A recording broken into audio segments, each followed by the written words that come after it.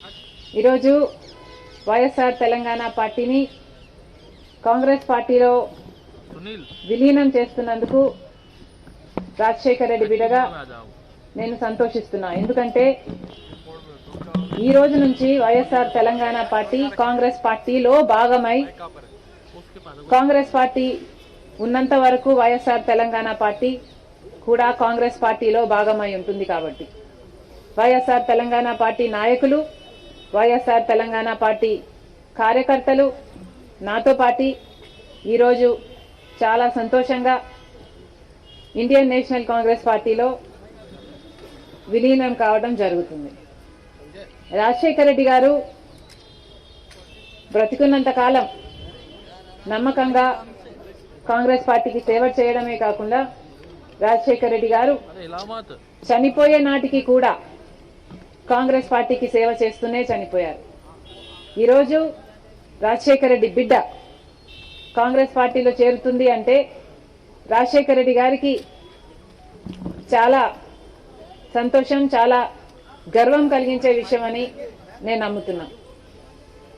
ఎందుకంటే ఈరోజు మన దేశంలోనే అతిపెద్ద సెక్యులర్ పార్టీ కాంగ్రెస్ పార్టీ. కాబట్టి కాంగ్రెస్ పార్టీ మన స్వాతంత్రం వచ్చినప్పటి నుంచి పునాదులు వేయడం దగ్గర నుంచి ఈ దేశాన్ని కట్టడం దగ్గర వరకు కాంగ్రెస్ పార్టీ హస్తం ఉంది.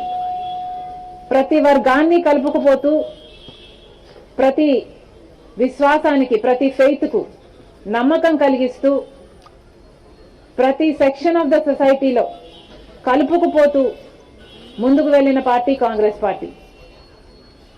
కాంగ్రెస్ పార్టీ ముందు కూడా రాహుల్ గాంధీ గారి నాయకత్వంలో, ఖార్గే గారి నాయకత్వంలో ప్రజలందరికీ మేలు చేస్తుందని సంపూర్ణంగా విశ్వసిస్తూ, రాజశేఖర్ రెడ్డి గారి కళ, ఏ కళ అయితే రాజశేఖర్ రెడ్డి గారు రాహుల్ గాంధీని ప్రధానమంత్రిని చేయాలి అని మనస్ఫూర్తిగా కోరారో